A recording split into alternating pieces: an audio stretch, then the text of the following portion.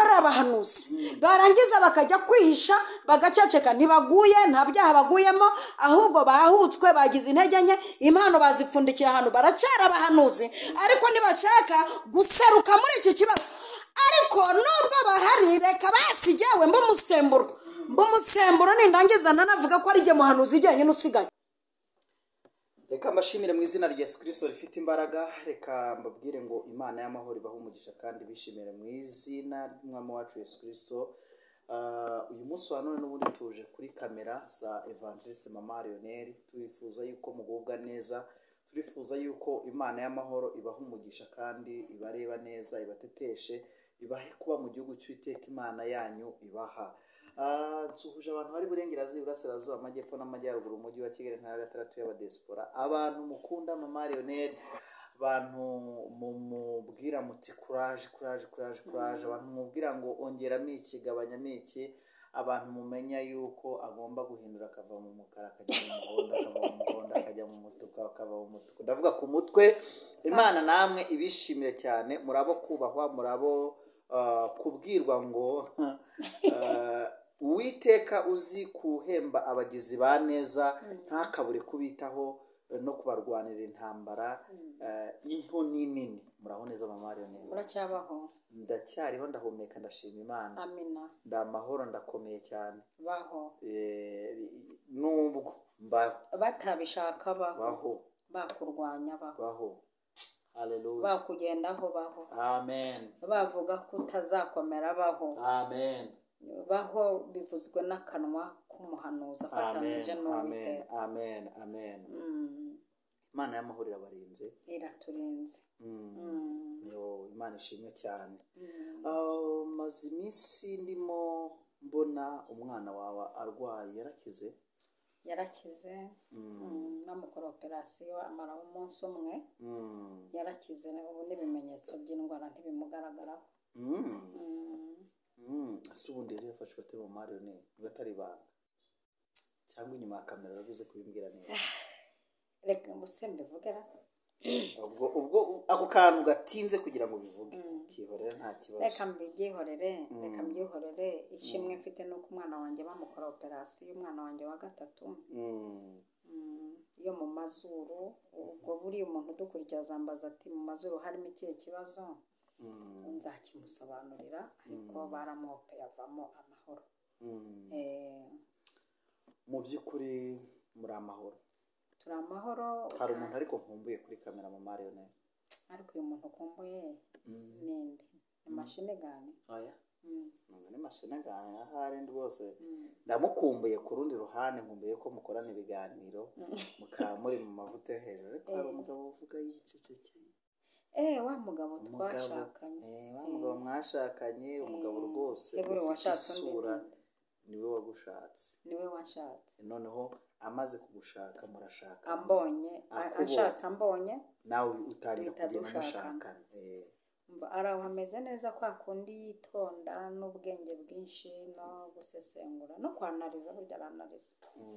Araho hameze neza, arabasuhuza abantu banjye, ibiganiro byose aba yabikurikiranye, akanshimira, aho kunkosora naho akahakosora.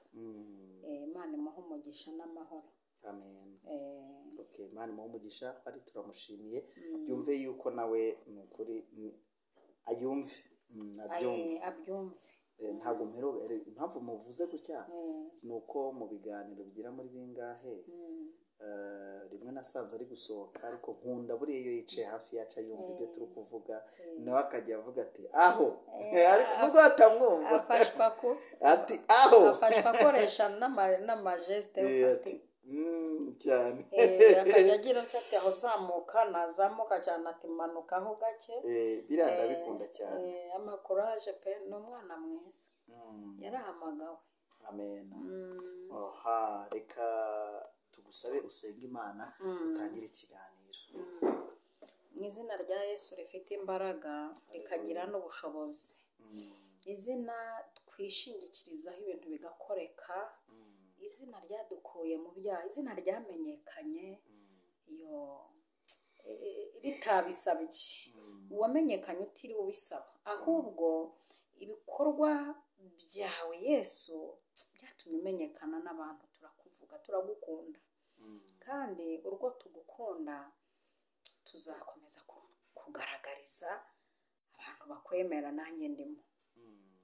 Uburinzi bwawe dukomeje kububona, kandi ntitububona ku manywa gusa ngo nijoro ukwepa ijoro ntutinye ijoro, na nijoro turabubona, tukubona tugeze aho umwana arira nyina ntiyumve, tukabona uraserutse, tukakubona tugeze aho abantu bavuga ko tutazikamera n'ay'umuyenzi, tukakubona uduhaye inshyushyu, tukubona tugeze aho bavuga ko tuzabimbwa, tukabona uzanye kuba abagabo, tugakomera tugakomeza n'abandi.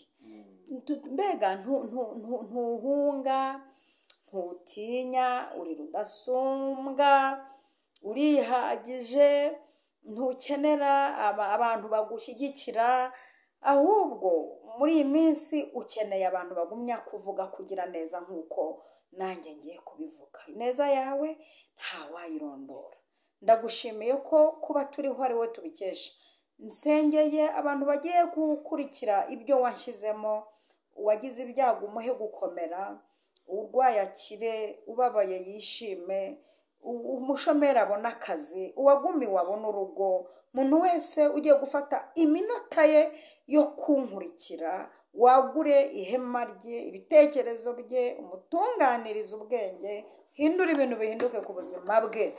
Urakoze Mana, ndagushimiye kubikorera kwihesha icyubahiro, kandi muri iki kiganiro n'umuntu uzakireba atakwemera uzamwemeze. Hari ukuntu ukora ikintu n'umuntu utakwemera agashiduka akwemeye akakuramya. Buriya hari ukuntu na Farawo yakwemeye abonye atashye imbokoboko. Ubundi ntukeneye ko abantu, ntuhendahendera abantu kukwemera, ahubwo ukora ibituma bakwemera. Gira icyo ukora na bamwe batakwemera bakwemere. Gira icyo ukora n'umuntu ucitswe akaba afunguye atemera iri zina, mwakubitane n'ikintu kimwemeza, ukingure ibintu byinshi ku buzima bwe. Kandi n'umuntu wari umaze iminsi ashaka kukwihakana kubera zakata ntazi ubwoko bwazo, gira ikintu ukora ku buryo avuga ati nkugarutseho noneho, nkugarutseho noneho, sinzongera kuzimira. Kuko mu bintu nkuziho ntukina, ntunakinishwa, ntumenyerwa. kandi Imana nanjye sinagutera akanyabugabo kuko uri umugabo w'intwari, ariko umuntu uzapima agashaka kukumenyera no kugukiniraho, ukora ikindi kintu cya kabiri mu munsi umwe gituma amenya ko wera. Urakoze. Kandi mu bintu ugiye gusezeranije ndi imbere y'aba bantu, ntuzabura abataka mpari, ntuzabura abantu bakuvuga neza mpari, ntuzabura abantu bavuga ko wera, ntuzabura abantu bavuga kugira neza. Nzakuvuga ikuzimu ikibyimbye kimeneke, nzakuvuga umuntu kwanga biyangare niyanga gukizwa, nzakuvuga impinja zo mu nda zikine neza, nzakuvuga impinja zifite pozisiyo mbi zijye muri pozisiyo nziza. Mana ni iki cyo ndakikwemereye, ntacyo uzamburana ku mashimwe, ntacyo uzamburana mukunzi, ndarahiye ku mashimwe ntacyo uzamburana. Nzagushima, niyo nashima amaso yawe gusa nkavuga nishimiye amaso yawe kuko ureba neza. Indoro yawe ni nziza, urebye umurwayi arakira. Sinabura niyo bwakwira nyivuga ku kiganza, nkavuga ikiganza gusa cyonyine, nakivuga umwaka kitararangira, nkavuga uburyo cyakoze ku barwayi bagataha bakize, uburyo gikora ku magufa yaravungaguritse akaba amashya, uburyo gikora ku nyacuru zigahinduka inkumi. Ikiganza cyawe cyatumye niyuburura, nari narazanye ubuhwiwe.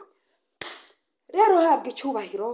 Sabye umuntu wese udukurikiye kugubwa neza mu izina rya Yesu. Amen, amen, amen, amen. Imana ibahe umugisha. Imana ibahe umugisha. Imana nayo igumugisha. Ndafashijwe. Naye ndafashijwe.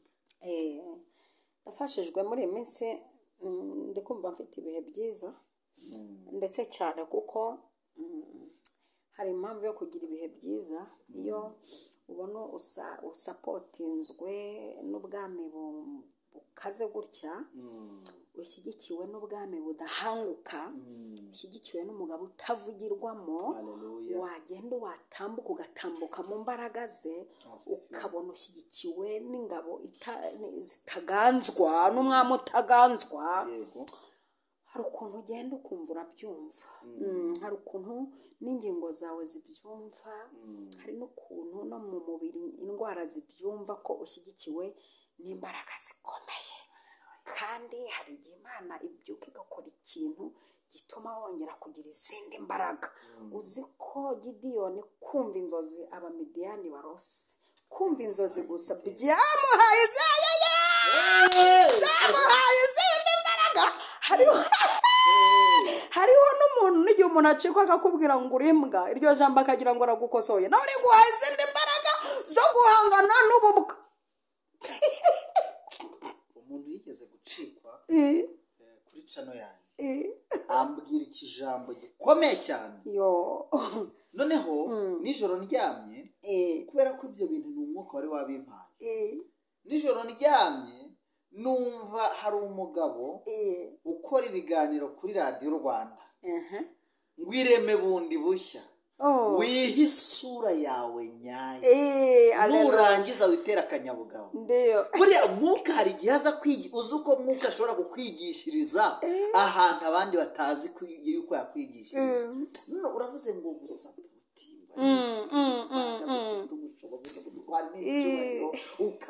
ubundi ni wowe unsembuye, uravuze ngo mu izina rya, ngo turabashoje mu izina rya Yesu Kristo wa Nazareti. Izina rikomeye. Ubundi yewe iyo umuntu abanjira izina na brushete nayigura, kuko hari ukuntu ujya kumva nka korari koza akantu mbuze izina nkita, ariko mvuze ko arakububwa sinabashitse isoni, ubundi nge sinshira isoni, ariko ngira ukuri. Hari ujya kumva nka korari y'abantu 50 bahimbye indirimbo izumvwa n'abantu bose, wajya kumva batangije izina Satani mu kanwa. Satani tuzaguhunga, wabanje Yesu waratsinze, haleluya. Banza Yesu cyangwa basi utangize n'iterabwoba, kuko jya akantu k'iterabwoba nkageramo, byibuze tangiza n'akantu k'iterabwoba gahabwa ubwami bw'abadayimoni, uvuga uti turi ibikomangoma. Karya kantu ukarekuye muri stade y'abantu 1000, ugatangira uvuga ko turi ibikomangoma. Niyo hari imyuka yoherejwe iravuga iti turahunza n'ibikomangoma, haleluya, haleluya. Niyo umuntu aritangiye arivuga, mbanze ikintu anyubatsemo, Imana iguha umugisha, unyubatse iri zina rivuze ubunyubatsemo power, ubunyubatsemo ibundi butsinzi. Regera izina twamize twasogongeye, nimba mwarasogongeye mukamenya ko mwamagira neza ni mumwegere, niwe buye. Imana ishimwe cyane. Kandi buriya ndumva mfite abantu badukurikiye barabize kwiteka amayo ku munwa, nimba hari ikintu nizo ndavuga. Niyo mpamvu umunsi nakuzaniye ikibazo. Ntabwo uyu munsi nakuzaniye ikibazo. Nacyo ibibazo byose ndabisubiza n'ibyo abantu bateganya kuzambaza Uwiteka bigushyiremo bimbaze, kuko mba numva nakurasaga ibibazo, nanjye Uwiteka kandi asaga ibisubizo, ku buryo ubariza nk'abantu bazabo n'umuntu uzankurikira nyuma y'imyaka 5 agasanga icyo kibazo warakimubarije. Ariko naje gutekereza, nsanga Dawidi yamenyekaniye mu kwica Goliyati. Mama Lionel nawe yamenyekaniye mu kugurukira mu rusengero rw'ikibabara, nubwo hari n'ibindi wakoze ukanategereza umugabo imyaka 11. Nsanga Rahabu mu buraya bwe yariyemeje, agashaka no guhisha abatasazi kwenda hari icyo bamupimira, ariko akisanga yabaye nyirakuruza, akavirwamo amahanga na Yesu akavukiriwe. Amen. Amen. Nsanga mu bakozi b'Imana benshi, nsanga na ba Samweli bagiye bamenyekanira mu kutaka ijambo na rimwe. Yego, y'ubuhanuzi zaramiyoza. Nsanga none ndagaruka kuri Mama Lionel, nawe nsanga hari ibintu ajya akorera no mu rusengero abadayimoni twirukanka twapostinga ukarebwa n'ibihumbi n'ibihumbagiza bakazana comment nziza uzuko ndi kumva umusatsi urukumvaho bakazana comment nziza zivuga yuko hari ibintu byahindutse muri bo hajya kubona nkabona amasozi y'urukundo ari gusesekara mu kiganiro mu gihe abandi kira tuka ayiwe Yesu ubwo se niyo uraza kumfasha n'abandi benshi n'abayariya bitushubi basanga baramenyekanye bambaye impembe ariko barangiza bakafata umuyaga barazambara karancitse nako kaba karuhuye umuntu mu bwongo iyo umuntu asatse kandi ahita wumva ari derevure mujye mwangana banguruke mujye musaka ariko nimugane mujye museka nk'ako kantu rwose ko kwambara imwemwe kandi bazimera ntafite imwemwe yambaye imwemwe akahamagara umuyaga akawukandagiraho ukamugurukana ukamujyana agahunga ibibazo n'ibigeragezo ari uko amaze gutsinda ibindi bibazo aba aramenyekanye Elisa nawe aramenyekana kugeza no ku rwego n'amagufa ye bayatereramo mu murambo wari wapfuye ugahita uza bakurikiye ndakuri abo basaza banjye reka nkubwira undi none umugore bita Debora nawe agira gutya arikumumura niyo yarakoze no ku ngutiya akazinyeganyeza ati uyu munsi wa none Sisera wenda kurangiza uriya mugore ariko ashobora kuba aravugaga azunguza n'umutwe gutya ati giye mpagurutse ndi intwari ku mucamanza w'Abisiraheli ako kavuyo ka Sisera maze imyaka numva mu matwi abagabo bose bakozeho byanga ndumva ameze nk'umuntu wazuye n'umugara ndumva ameze nk'umuntu wahagurutse arangije kumumaramo umwuka arangije nawe ataha ahantu Uwiteka ari butume menyekana bundi hari ukuntu umuntu amenyekanira mu byo akora bitewe n'uko yinjiye ikibazo kirakubaza Mario rero uyu munsi ngo mbese abadukurikiye n'abazadukurikira n'abandi bari kwikarakasa muri iyi minsi kwikarakasa atinda kuri ako kantu ko kwikarakasa tubamenyeye mu kiba Mario ne ese bazasiga somo ki tuzabamenyeraho ko bamenyekanye wabusize nkuru kimusozi agapira naka njya kanjye karara umenyekanye umenyekaniye kuki ubundi ko tubonye wituye kuri social media mu matiku n'ibiki byose umenyekane mu matiku cyangwa hari ikindi cyakumenyekanishije nuko tukubona mu matiku ese ko kumenyekanye uti umenyekaniye kuki iri jambo umbajije Imana igumugisha urimo umwuka w'Imana umenyekaniye kuki iki kintu umenyekaniyeho gitumye umenyekana se kirarama ese kifitiye sosiyete umumaro uvuka honyine insibo reka turebe iki kintu gifitiye n'umumaro insibo umenyekaniye kuki yego uvuzemo umugore witwa Rahabu uriya mugore rero buriya yabaye umusitari ku kintu cyitwa uburaya hari igihe umuntu amenyekanira ku byo akora iyi mihanda iriho abagore bamenyekana iyi mihanda irimo indaya iyi mihanda irimo indaya hakabamo n'indaya mbaya zirepeta zirandaya mbaya zirepeta zo n'indaya mbaya zirandaya mbaya zirya igaburo zirandaya mbaya zifite abagabo n'abagore zirazo n'indaya mbaya ariko naho zaba indaya mbaya hari representa wabo sister wanyu mbega witwa Rahabu wamenyekanye ariko uyu Rahabu ategazi ko ari abagabo basanzwe agira ngo akazi karabonetse arangije akubitana n'abagabo bari mu mwuka w'Imana usubona kareba arangije aba bagabo baramubwira bati nibyo koko Rahabu waramenyekanye pe urazwi ari isura ari ukuzwi ari imyambaro ari ukumeze urazwi ariko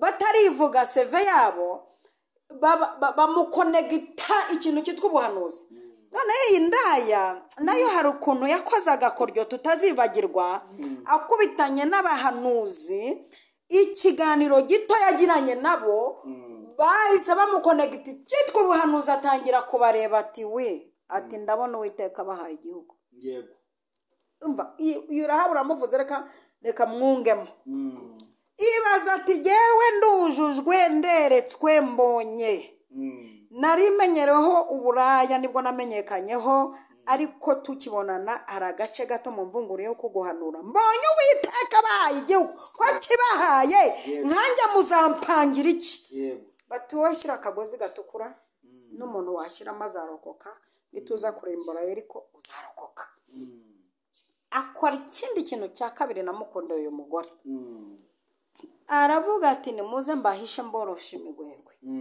ndokoke mubigizemo uruhare kuko iki kintu muvuze muzankorera sinabona ibyo nkigura kurimbura Yeriko nkarokoka reka nanjye mbahishe abantu baje gufata Yosuwa na Kalebu Rahaba arababwira ati dore bararembere ngabo bazamutse yo mbonye bazamuka bararokoka aba bagabo Yosuwa na Kalebu bafite uko bamenyekanye nashakaga nabo kuvuga uburyo bamenyekanye aba bantu umenyekanye ute niryo jambo nshaka gusubiza umenyekaniye kuki Yosuwa na Kalebu barangije baravuga bati ko biri kose dusize inkuru hakurya dusize inkuru y'abagabo 10 bakuye abantu umutima bamaze kwiyita amazina yuko basanze ari inzige mu maso y'abanaki kuko abanaki nabo bari baramenyekanye nk'abantu badanje bafite uko bari baramenyekanye nk'abantu batavogerwa ariko aba bagabo bati twe dusanze turi inzige Yosuwa na Kalebu baravuga bati twebwe tutarava kuri ubu butaka twuzuriye imbaraga ku butaka twuzuriye imbaraga ku butaka bwateye abandi ubwoba twuzuriye imbaraga ku butaka abandi biyitiyeho amazina mabi twebwe abandi bihinduye imbwa turumva twihinduriyeho abagabo twebwe abandi bavuze ko babaye inzige turumva tugiye mu mavuta yo gufata bene igihugu tukabahindura umutsima tugasiga tubasonze mbere yuko tuva ku butaka bwabo turabasongera ku butaka bwabo kandi ikintu gitumye tubasonga twibutse icyo Uwiteka tuvuzeho badahari hari icyo Uwiteka tuvuzeho turi Kadeshi y'Ibaruneya Imana ihabwe icyubahiro barangije bati tuzabarya nk'abarya umutsima abana b'abahungu baba bamenyekanye nk'abanyembaraga baba bamenyekanye nk'abantu banesheje urugamba batararujyamo uzi kunesha urugamba utararujyamo Yosuwa na Kalebu Imana ibaha umugisha kandi baruhuke muruhuke ndahari ndumwataka muruhuke ndumugore munini wese cyandi umugore utanywa itabi ndumugore utaryamana n'abagabo b'abandi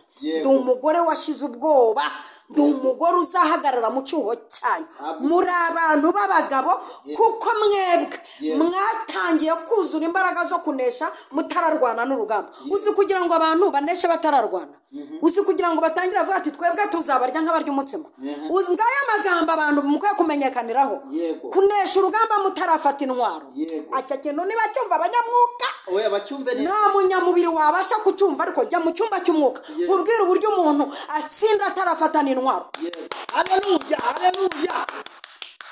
utsinda uri mu banzi bawe utsinda utarambara intwaro ukumva intsinzi muri wowe ukumva intsinzi yuko uzabyara kandi dogiteri akubwiye ko bitashoboka ukumva abana ugatangira no kubona amazina yabo n'amasura n'imisatsi bazaba bafite nuko bazaresha n'indesho zabo n'ubunene bwabo ukumva intsinzi utarambarira urugamba ukumva intsinzi urabona nk'uyu musaza wanjye Dawidi intsinzi yayatuye atararwana aravuga ati yewe Goriyati ntacyo mfana nawe nturi marume urumva nta nubwo uri mukuru wanjye nta nubwo twize muri garidiyene nta nubwo twasengeye mu itorero rimwe nta nubwo twicanye intare n'idubu natere nakoreyeho ntabwo wayikoreyeho mu bintu wamenyekaniye ku bugome ariko jyewe ibyo nakoze nubwo bitamenyekanye wowe uratuma amenyekana dore ukuntu umwanzi atuma umenyekana mana wenda afashijwe yewe mwene Kalisa Leonard ndafashijwe hari ukuntu abanzi batuma umuntu amenyekana ndashaka kukuzamura wowe ufite abanzi nka 5 kubwira uburyo ababanzi bagiye gutuma umenyekana ukamenyekanira kubatsinda Dawidi yaravuze ati yewe mbere yuko ndekuribuye mbere yuko nkabakaba mu mvumba mbere yuko ni kokinga intsinzi ndayifite Yego. arangije bati n'uyu munsi kandi intsinzi nyifite se Yego, yego. ndakwica ngo uce igihanga Yego. mubagira inyamaswa zose zo mu ishyamba Yego. umwana w'umuhungu yica atararekura ibuye ariko mwambabariye abantu muduteze amatwi waba uri mu nzira ugenda nimba utwaye imodoka ukavuza ihoni Yego. waba wicaye ukavuga uti ndahagurutse Yego. nkakubwira uburyo umuntu anesha atararwana Yego. iki kintu cyo kunesha utararwana kiri mu bintu byaranze aba bantu bamenyekanye uyu munsi ndakwica ngo uce igihanga ngo bagire inyamaswa zo mu ishyamba zose kandi arambikamo ijambo ntaca hejuru Yego. rimugaragariza icyo azize Wanasifiwe. azi uzize mu bintu bituma wica uzize kuba wararambitsemo imana yacu ukayisuzugura Yego. ngicyo kintu uzize iyo ugumye ugakinira ku bantu b'imana ukadukiniraho Yego. ariko ntudusuzugurane n'imana Yego. iyo utayishyiramo Yego. none jyewe ntwishe ntarare kuri buye aho kavuze neza mu marembo ntwishe ntarare kuri buye mu by'ukuri iyo dusuzuguye byibuze witwa umurambo ugenda aha wabyumvise ariko noneho iyo dusuzuguranye n'imana yacu wewe uhita upfa nubwo tukureka ngo ugende ufata utarakwica yego noneho ubu uhaye uburenganzira bwo ufata utarakunogonora itegeko riguhana rigucira urubanza ryo kukumanika uragici umurozi ukuraga yarangije gupfa umuntu ukurwanya yarangije gupfa impamvu yarangije gupfa aleluya nuko yagusuzuguranye n'imana yawe iyo adashyiramo ino titire y'uwiteka akagomeza iyawe iyo atagusuzugurana na repetisiyo warepesi arimo arya ubugoro iyo atagusuzugurana n'amasengesho wasenze arimo aroga iyo atagusuzugurana n'imisozi watereye kuko umuntu udasuzugura ntaba asuzuguye amariyoneri uba usuzuguye ay'iminsi ibiri ayo mu butayu ayo mu mazi iryo yambwiye ubuhanuzi ifite uba usuzuguye ibintu bikaze si ibyo usuzuguye ibi rero bituma upfa ntaranamenya ko wavuze ubu hari abantu bapfuye twebwe tutaramenya ko bapfuye donke nabo bataramenya ko ari ukuntu abantu bagenda twabarangije hari ukuntu umuntu apfa n'ubundi twaramwishe hari ukuntu umuntu apfa n'ubundi yarapfuye ari nko kugira ngo ari nko ubwo umunsi wo gupfa kukaba ari nko kuronshinga urupfu mbese hari agasinye tujya dukora mu masengesho tukavuga ngo dufashe mpiri ibigambiro mu mitima y'abanyarwanda twe tugomoreye Kristo iyo mitima tugakubita no hasi mpaka tugakubita hasi mpaka ni impaka zabo bajya tumwice tumureke muramaya murangize nijye mufite oya ni mumureke izo mpaka bataranzura bataratikera bosaya bataratakijere impaka bataranzura tugakubita hasi bataranzura tukaba tuzikubise hasi ubu reka ndashaka ibi bintu birumvwa n'abanyamwuka nuca mu cyumba cy'umwuka urabyumva kuko ndashaka ko abanyamwuka ubundi igihe gahunda afite nuko abantu bamenyekana abanyamwuka ndashaka ko mumenyekana bite byanyareko kuko abantu bashaka kumenyekana badakorana n'Imana bafite ibindi bintu bigatuma bamenyekana ubu gihe nazamuye ibendera ry'abanyamwuka ni mumenyekane se nyine mumenyekane kuko ibintu mumaze iminsi mukine ibintu bimaze iminsi bibakinisha bipfuye mbere yuko mubyica kuko uyu Goliyati yapfuye ibuye ritaramugeraho kuko yapfuye yarangije no kubibwirwa ati uyu munsi ndakwica ngo uce igihanga kubagira inyamaswa zo mu ishyamba byo zose kuko impamvu yo kukwica mfite impamvu hari abadamu bafite ihungabana bamaze iminsi bapfakajwe nawe cyo ni kimwe kiri butume nkwica kabiri hari abana b'abahungu bari gupfa kuri uru rugamba none ndabarokoye ikindi hari abadamu bari abapfakazi ariko bari bagiye no kugira ikigeragezo cyo gupfusha abana b'abahungu kuri urugamba cyo kiratuma nkwica impamvu ngiye kukwica nuko hari ibindi bintu wari ugiye kwangiza ibikorwa remezo byaba iby'umwuka n'ibyo mubiri wari ugiye kwangiza abantu bafitiye igihugu n'Imana umumaro ibi bintu biratuma nkwica kuko wowe wenyine ntabwo wasenya ibintu bingana bityo ntabwo wasenya igisekuru ngo kimara kuko Goliyati yari afite gahunda yo kurandura igisekuru cyose akakirangiza kubika Dawidi arangije ati yewe ndakwica utarapfa bihisha mu myobo watumye abantu b'abagabo biza kurwana bihisha mu myobo iki nacyo ndakikuziza ariko representa icyo ngujijije nuko warambitsemo izina ry'Uwiteka izina ry'Uwiteka niryo rinkuye mu ishyamba ndemera nsiga intama ndemera intumbi nsize hariya z'intare n'idubu zonyine zirimo ziranshyiramo imbaraga zo kukwica neza. Umwana w'umuhungu amupima aramufotora amubona nk'umupfu. buriya Dawidi yavuze ari amagambo arangije kubona ko umuntu arangije gupfa. arangije Uwiteka ati Dawidi we rekura ibuye nkunda yarangiye rekura ibuye namurangije ngo arekura rimwe gusa arimutera mu mutwe. arangije akoresha sisiteme pozisiyo abantu bakeneye gukoresha kugira ngo barusheho kumenyekana. ariyo Paul yavuze ati twebwe turakubita ntiduhusha kuko twe tuzi mu cyico cy'uturwanya. twebwe tuzi aho dukubita kuko ntabwo twakwica ingabo za Goliyati. twice ingabo za Goliyati yakereye izindi. tuzi aho turasa tuzi aho ayayayayaya keretse muvuze ngo amina cyane. twebwe tuzi uwo dushaka kurangiza turamuzi kuko twebwe ntidukeneye kwica abajenti b'abarozi, turashaka kurangiza umurozi. abajenti turabashaka wiki turashaka kurangiza Kabitera. arangije aravuga ati niki tata we ndafashijwe ngire nembe genze ne. arangije ati jewe kure amabuye nkarangiza aba bantu bamushyigikiye sinabanyamuye ikibazo ndagikemura ndangije no mufilisitiye nimwice ingabo ze niziraba zirangiye kandi ndaba ndangije ikibazo nishe umuntu. bibaza kwica umuntu umwe ukarangiza intambara yose y'igihugu ari umuntu umwe upfuye. reka mubwire aha hantu mana yanjye nimumfashe mbese mureke twere kurwana n'ingaruka ahubwo tujye ku isoko ivaho ingaruka. mureke twere kurwana no kurya kwa buri munsi ahubwo dushireho sitoke. yego wabyumvise kabisa wabyumvise.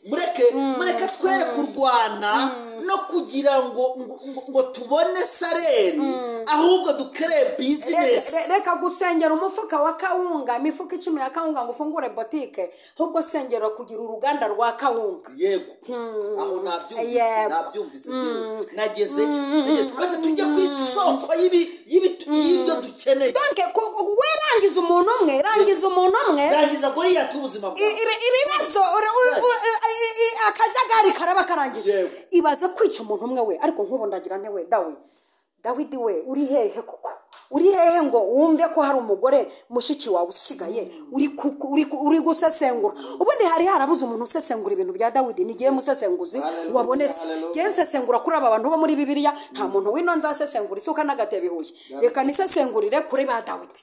ubundi nta muntu n'umwe wasesengura kuri Dawidi uretse cye. ibaze umwana w'umuhungu kwica umuntu uyu mwagusa umwe wenyine. intambara igahita irangira mu gihugu n'abasirikare bamugose bagahita bibwiriza bakaneshwa. kwica umuntu umwe ukabunesheje intambara. ndafashijwe. none se wakwibuka kwa Hana? yego Hana akeneye Samweli wenyine amagambo agashira ivuga ahereye kwa Elukana na Penina na Karitsiye ku mugabo we wayimuteye ukagera ku Samweli gusa Hana nawe agahindura indirimbo atuwari ingumba bya karindwi. ari Samweli gusa wari hasi abari kuzimu barazamuye bashyizwe hejuru. reka mubwire kandi Hana yabyaye abana 5 bonyine. yego 5 ari kumwe umwe yajyanye mu rusengero abavunjamo babarira. ariko haleluya nimwemera ko dushaka ko abantu mumenyekana nushaka ko wica Goliyati gusa. ubundi wowe ni Goliyati ukenewe ingabo ze zikaneshwa utiriwe upfusha amabuye anasigaye ubusa. Mario reka ubwira kandi abantu nibatunge urutoki aho ibyabo byaburiye. ndiyo nuvuga ngo niba intorezo yawe yaguye mu mazi ukeneye ngereka mumubwire ibintu byo kubwira ngo muhanuzi ngo bizuminge ngo bimenye. bwira umuhanuzi iti umurozi niwe wanzengereje ariko si wanzengereje ahubwo nawe arakoresha ahubwo nkubitira umurozi mukuru representa wabo. yego donc Elisa ntiyarakeneye kurura amazi yo muri robine yarakeneye kujya ku isoko akaba ariho akemurira ikibazo. ntabwo Elisa yarakeneye kururura amazi bavomye, Yeah. ahubwo akeneye kujya ku isoko yaho bari kuyavoma. mwishaka gukenera risa mu majerekani mwavomye, no mwishaka kumukenera muri muyo mwasitotse, ku isoko kutare bosanko ejerebosa idekerebo tetekirebo tutaye kerebo ku isoko mukuri kw'Imana. Goliyati yagombaga gupfa ari umwe gusa, Dawidi akabarangije ikibazo, kuko nta mwanya dufite wo kurwana n'abambari ba Goliyati, kuko ni benshi izi ngabo Goliyati yatoje ni nyinshi, aba bantu bitoreje kwa Goliyati ni benshi, aba bantu bafite igisikare cyo kwa Goliyati ni benshi. Twe nta nubwo dushaka kurwana n'abo bantu benshi, turashaka kwica Goliyati, abo benshi bagahunga tudafushije amabuye ubusa, kuko ibuye rimwe umva n'uburyo umuhungu wariteye, yarariteye mu buryo ririgita kugira ngo batanaritwara sha, ririgita mu mutwe kuko arafite gahunda yo guca igihanga akamuza akazanana igihanga n'ibuye. Aha ndapfuye keretse ariko uko byumvise neza. ubundi gewe muri no minsi mwebwe musuke amafatogosheje mbere, kuko ndi kuvumbura serivor bwo ngiri gukora neza, iri gukora neza ndi kuvumbura. Umwana w'umuhungu aragira ati ndashaka no guca agasuzuguro hirya y'ejo batazajya iribuye batazanarijyana bakajya baryishyuza amafaranga, bati muza gusura ibuye ryishe umuntu wacu, rirabuye bari kuri byaza umusaruro bari abahungu. Ako nako ndakavumba yako ko nkomeje kuvumbura ndagirana. Dawidi we wabuze umuntu usesengura ibintu wakoze, ndahari ndaje ngo usesengurire. Naje mubwire mu mavuta akantu mvumbuye, ari umuntu wakoze ikosa, none rero muri ibi bintu tugiye kuvuga wamenyekanye ariko agakora ikosa. Ndaje umuntu nawe tumuvugeho. Dawidi ibaze aragira ati ribuye baza rikorera mizi, bakajya baryishyuza amafaranga, bati muze murebe ibuye ryishe intwari yacu, ya ntwari yacu. Iribuye abantu bari kuryifotorezaho, iribuye bari kurikoraho ubushakashatsi. Dawidi arangije ibuye arizanana n'igihanga, ririgita mu mutwe ararigarukana, ararizana. Abafilisitiya bose bahita baneshwa, Dawidi amabuye 5 yose arayagarura. Abaramenyekanye, wowe umenyekaniye kuki? Wowe umenyekaniye kuki? Ko nibyo wubakiye mu cyaro bisenyeye mu mujyi. Aha ngutumweho sasa. Ko ibintu wubatse ufite ibiryo biki, ko Imana igwaye ibiryo ukaba ubishenye ibyo wari waramenyekaniye. Ko ibintu wubatse imyaka 5 ukamenyekana umunsi umwe ubishenye, umenyekaniye ubundi kuki? Nahangaho ijambo rifite ikibazo kiryoshye. Bigenze gute ubundi? Reka nkubwire umuntu wakoze ikosa mu bijyanye no kumenyekana, utaragiye kwiriba ry'amazi arura agakemura ibibazo byo mu bidomoro, ni musaza wawe bita Eliya. Eliya ntabwo yishe kazabitera w'abahanuzi b'ibinyoma, niyo mpamvu nawe yamuhungishije. Bitubwire neza. Elisa ahunga, ushatse kuvuga ko Elisa yagombye kwica Yezebeli. Eliya yishe Yezebeli. No. Eliya yagombye kwica Yezebeli kugira ngo adahungira mu giti cy'umuretero, kuko yishe abahanuzi magana. Nugeraho ndapfa kuko uratuma mvuga ku rupfu rwa Yezebeli. Ariko mbere yo kwica Yezebeli, Yezebeli yaramuhumagije. Eliya yaravuze ati ukahunda ukuntu imeze. Ntabwo ndi bugombera guhangana n'abantu, icyo ndi bumanure n'umuriro. Kuko igihe nahereye abantu bari mu rungabangabo we, nubatijwe ejo bundi akitiranya Imana. Ikindi cya kabiri gitumye jyewe mpaguruka nk'umuhungu witwa Eliya w'itishubi, n'ukuntu abahanuzi 7,000 bose bacecekeye rimwe, ko ari abahanuzi barangiza bakajya kwihisha bagaceceka, ntibaguye, nta byaha baguyemo, ahubwo bahutswe, bagize intege nke, impano bazipfundikiye ahantu, baracara abahanuzi ariko ntibashaka guseruka muri iki kibazo. Ariko nubwo bahari, reka basigewe mbumusemburo nindangizana navuga ko ari jye muhanuzi ijyenyine usigaye. Eliya arangije akora ikintu cyatumye amenyekana. Karumeli niho nshaka kuvuga, tutitaye ku kagezi, kuko no ku kagezi hariya ni umugabo woherejweho n'Imana, arangije akajya akora icyo bita kuvuga ngo Mana ibi bikona binzaniye ubigeze hano amahoro. Ba bantu babiha imijugujugu bikavunika amababa bigapfa bitangejejeho inyama, ibi bikona bikajya bimugera amahoro. Gakamya nibwo yazitambutse ajya kwiyereka Ahabu. atari yereka habaca kuri Yezebeli ku muhungu umwe w'umuhanuzi Obadiya. Aramubwira ati Obadiya bwira shobuja ko nabonetse, ati shwi nkurikije amavuta ndi kukubonana, nkurikije uburyo wamenyekanye igihugu cyose kikabura imvura n'ikimwe ntaza nkakubura. Ageze i Karumeli agafilimi kahabaye nta n'ahantu ndakabona. Yabwiye abahanuzi ba Bahari ati nimubanza bagira n'inama bahana ibitekerezo, abubakamo ibitekerezo. Arababwira ati mwebwe mukotsore, mufate imbugita mwikebagure, umva ibitekerezo yabahaye. Arangije aravuga ati muhegame biranze. Amanura umuriro avuze amagambo nkunda, aravuga ati Uwiteka nyumvira. Sinshaka kunyumvira kugira ngo menyekane kuko namenyekanye, naramenyekanye ndazwe. Iki cyakoretse cyo kuzimya ibicaniro by'imvura nka kamya n'ibime, naramenyekanye. Ariko aba bantu bangose ndashaka ko bapfa. Kandi reka nkubwire, yavugaga ayo magambo abantu Bahari yarangije kubica. Eliya yahamagaye Imana we yarangije kubica, igisigaye ari ukuroncinga urupfu. Umuriro ukimanuka yatogozaga ku kagezi Kishoni. Arangije Eliya akora ikintu cyiza nakunze.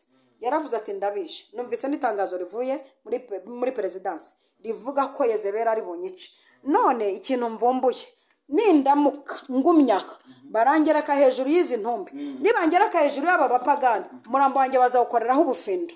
Birashoboka ko bazanyina, ariko sinshaka gupfana n'aba bapagani. Reka jyewe nkora ikintu kimeze gutya, nigira ahantu batazavogera, nishingure mu cyubahiro munsi y'igiti cy'umurotemu. Ninjya munsi y'igiti cy'umurotemu, icyambere ninagwayo nta muntu uzatinyuka kunkururaho kuko batinya urupfu. Reka nishingure mu cyubahiro. Arangije Uwiteka yumva inkuru, azaniwe na marayika, azaniwe na marayika, azaniwe n'umwuka wera. Yumva inkuru, Uwiteka yumva inkuru ya Eliya. Aramenyekana mu isi byakoze no mu ijuru aramenyekana. Yumva inkuru y'umuhungu we Eliya. Yumva inkuru iteye ite? Yumva inkuru ko ahereye mu gitondo akora, izuba rikamurengeraho, bikaba bigejeje amasaha nta n'agakofi arangwa. Yumva inkuru ko umuhungu wagiye kwicwa n'inzara, ibintu yakoze ashonje. Aravuga ati ndamupangira ikintu cyitwa umutsima utaze ku makara, mupangira amazi arenzaho, nindangiza mu yandi magambo ndamuha ifunguro ryera. Ndabimusesekera mu musego atiriwe avunika. Kandi intumwa nohereza ikishinzwe no kumukangura. Ntabwo intumwa nayo ifite amakuru yaho biri, kuko yamanutse ivuga ngo Eliya we byukunywa, ntiyamubwiye aho akura ibyarya no kunywa.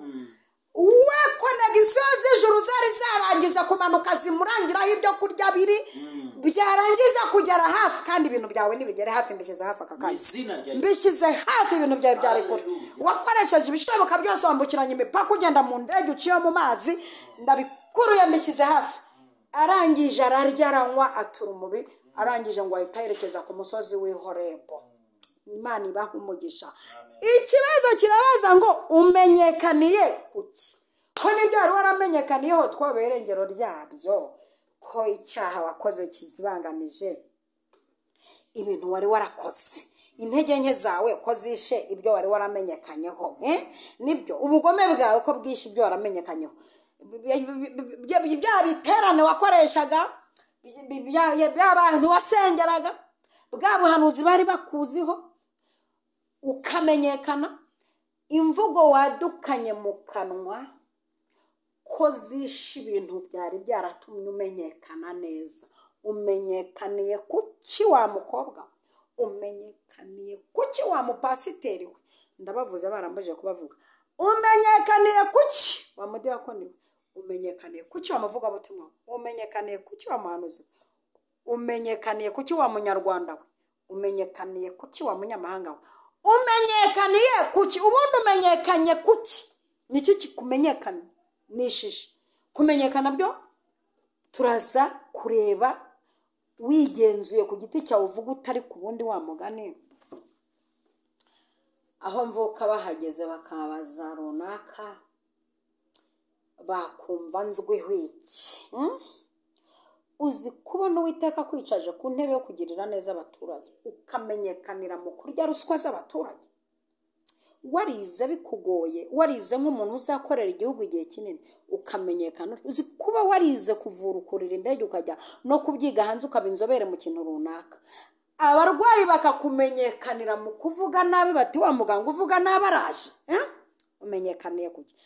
Ndashaka ko abantu b'Imana mwongera mugakora ibintu, mwongera mukazuka, mwongera mukazamuka, mwongera mugasibura, mubaririza inzira za kera aba arizo munyuramo, mwongere mumenyekane neza. Imana ibahe umugisha. Ndashaka ko tubasengera, ndashaka ko dusenga. Nk'ubu Yobu ni umugabo wari waramenyekanye. Urasoza utavuze Yobu koko mubyeyi? Yobu sinamuseka kuko Yobu turaziranye. Yobu dufite ukuntu tuziranye neza. Buriya Yobu ni inshuti yanjye cyane, turaziranye nawe, aho arazi ko ndi mu bagore badashobora kuva kuri tere ntamuvuze neza. Nk'ubu Yobu yari yaramenyekanye.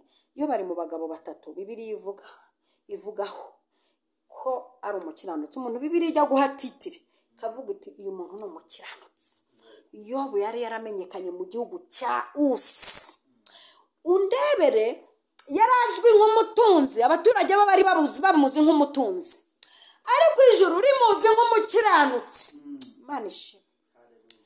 Igihe kiragera ubu bukiranutsi bwamenyekanyeho, aza kubuzira ku bwumvikane n'Imana na Satani. Barabyumvikana, bakora inama yo guteza ibya Yobu cyamunara, kandi bakabitereza umunsi umwe. Iyo bagumya kuzamura igipimo cyo kumenyekana neza, no mu gihe ibye bigiye aravuga ati jyewe navuye mu nda ya mama nambaye ubusa, nimba mutari mubizi mumenye. Kabiri, nzasubira mu nda y'isi ntacyo nambaye. Gatatu, umutima wanjye uri kumarwa n'urukumbuzi nyuma y'uko umubiri wanjye nawe ugiye, bitumye umutima uri gukora. Umubiri ni sava, ndi kwikwatagura, ariko umutima uri gukora, kandi umutima wanjye uri kumbwira ko umucunguzi wanjye ariho, kandi amaherezo azahagarara mu isi, amaso yanjye azamureba saa yundi. Umutima uri kumarwa n'urukumbuzi. Iyo barangije igihe cyo kugarurirwa ibye, hajemo ikimenyetso cyo gukuba. Niko Imana ikora. Imana ibintu byo gukuramo ntabwo igikora. Ikimenyetso cyo gukuramo ni Satani ukunda kugikora. Imana izi kuba ngo akubirwe inshuro ebyiri z'ibyo yari afite, ariko yo bamenyekana nk'umuntu w'ikirangirire, nk'umuntu w'umukiranutsi, amenyekanira. Bibiliya imvugo nivuga mu Migani igice cya 20:11, umuntu naho yaba umwana amenyekanira mu byo akora. Niko Bibiliya ivuga. Naho yaba umwana, naho yaba akinjira mu gakiza, naho yaba akigira umubatizo, amenyekanira mu byo akora. Niba umurimo uboneye kandi utunganye, niko uwo murongo uvuga, umenyekaniye mu biki? Ibintu ukora bikumenyekanishije gute? Niryo jambo, niho zingiro ry'ikibazo. Ibintu ukora bikumenyekanishije gute? Nusanga bikumenyekanishije nabi, hindura. Nusanga bikumenyekanishije neza, ongera volume. Imana ishimwe cyane. Numva nshaka gusengana n'umuntu wese warunkurikiye. Ijambo rya mbere, ndagusabira imbaraga. Kabiri, ndagusabira kumenyekana, kandi ukamenyekanira mu bintu byiza ukora. Gatatu, ndagusabira gutabarirwa vuba mu bintu ukora utaraseba. Mwami nyiribe, iki ni igihe cyo kugira ngo ushyigikire umuntu wakumenyekanishije neza, akaba atarica ubuhamya bwe. Aleluya! Ubuhamya bwe bukaba butaratokorwa. Iki ni igihe cyo kugira ngo amenyekane, isi mumenye. Umwirate utera indirimbo ifite igite kivuga ngo kuko wakunze gukiranuka ukanga ubugome, nicyo gituma ngusumbisha abagenzi bawe nkaguha amavuta yo kwishima. Igihe kirageze ngo uyu muntu muririmbire iyo ndirimbo. Kandi iki ni igihe cyo kugira ngo umuntu washenye ibintu byiza yari yaramenyekanyeho yongere yubake, yongere agire imbaraga y'ubutwari. Urakoze Yesu, ndagushimiye ko uhinduye ibintu byose ku muntu wari udukurikiye. Mbisenze nshima mu izina rya Data wa twese, Umwana n'Umwuka wera. Amina, amen.